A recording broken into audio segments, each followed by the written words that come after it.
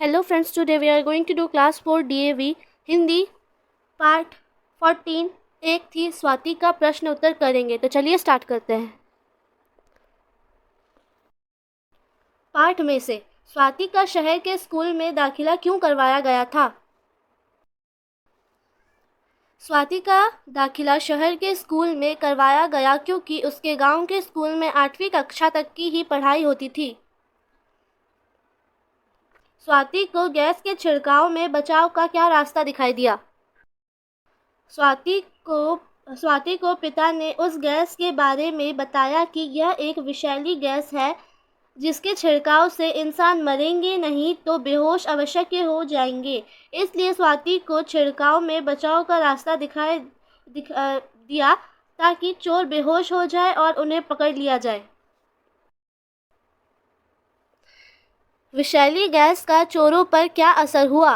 विषैली gas के प्रभाव से 2 चोर खांसते खांसते आंगन में गिर पड़े और 2 लड़खड़ाते हुए भाग खड़े हुए। स्वाति को पुरस्कार क्यों दिया गया? स्वाति को पुरस्कार उसकी निडरता और साहस के लिए दिया गया। उचित उत्तर पर सही का चिन्ह लगाएं। छात्रावास में प्रतिदिन सोने से पहले छात्राएं सभा भवन में कौन से मंत्र का जाप करती थी? गायत्री मंत्र का। स्वाति के माता पिता और बहन भाई शादी पर कहाँ गए थे? संबंधी के घर। बातचीत के लिए छात्रावास में किस प्रकार का अनुशासन होता होगा? छात्रावास में समय से उठना, समय पर भोजनालय जाना, प्रार्थना सभा में पंक्तिबद्ध तरीके से आना, नियमित रूप से कसरत करना, पढ़ाई लिखाई के समय का सदुपयोग करना आदि अनुशासनों का पालन होता होगा। लड़कियों को निडर तथा साहसी बनाने के लिए क्या बातें बताई जाती होगी? लड़कियों को निडर तथा साहसी बनाने के लिए उन्हें जूडो कराटे सिखाया जाता होगा। तरह तरह के उदाहरणों से उनमें आत्मविश्वास पैदा किया जाता होगा तथा उन्हें यह भी बताया जाता होगा कि तुम किसी से कम नहीं हो। चोरों ने छत पर गांठ बांधा रस्सा क्यों फेंका होगा? चोरों ने छत पर गांठ बांधा रस्सा इसलिए फेंका होगा ताकि वह गांठ कहीं जाकर फंस जाए और उस रस्से की मदद से चोर छत पर चढ़ सके। किसी ऐसी घटना के बारे में बताएं जब आपको पुरस्कार मिला हो। मैंने अभी तक ऐसा कोई साहसिक कारनामा नहीं किया है जिसकी वजह से मुझे पुरस्कार प्राप्त हो, पर हाँ, मैंने स्कूल में आयोजित होने वाली प्रतियोगिताओं में बहुत पुरस्कार प्राप्त किए हैं, जैसे भाषण प्रतियोगिता, निबंध लेखन प्रतियोगिता, चित्रकला प्रतियोगिता आदि।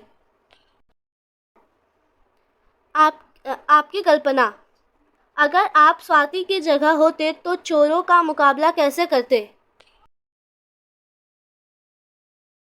आपकी कल्पना, अगर आप स्वाति की जगह होते तो चोरों का मुकाबला कैसे करते?